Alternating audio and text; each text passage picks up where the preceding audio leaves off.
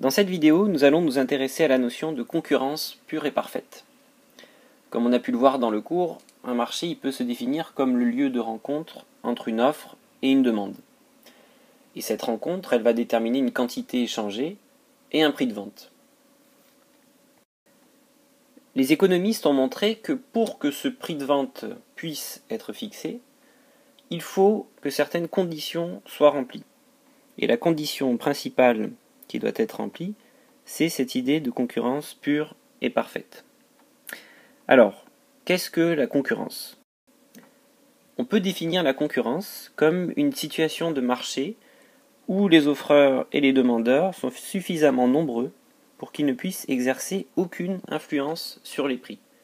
L'idée de base est donc que le prix qui doit être fixé sur le marché ne doit être influencé par aucun acteur présent sur le marché. Autrement dit, les lois du marché ne peuvent réellement fonctionner que dans le cadre d'une concurrence pure et parfaite. Alors, cette concurrence pure et parfaite repose sur plusieurs conditions. Quelles sont ces différentes conditions ?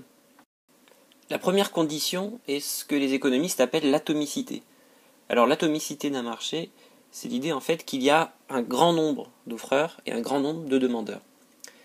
Et ces offreurs et ces demandeurs doivent être de taille réduite. C'est pour ça qu'on parle d'atomes.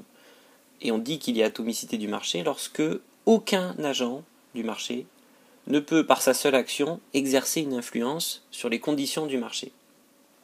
En bref, cela signifie qu'un seul acheteur ou un seul vendeur ne peut faire baisser ou augmenter le prix du marché. La deuxième condition est l'entrée libre sur le marché. L'idée, c'est que il faut exclure toute réglementation qui impose des conditions préalables à l'entrée sur le marché. Les individus doivent donc être totalement libres de créer une entreprise et de se rendre sur le marché sur lequel ils désirent exercer leur activité. La troisième condition est l'homogénéité du produit. L'idée derrière est toute simple, c'est l'idée que tous les produits qui sont offerts sur le marché doivent être comparables ou homogènes, c'est-à-dire qu'ils doivent être très très proches et vraiment similaires.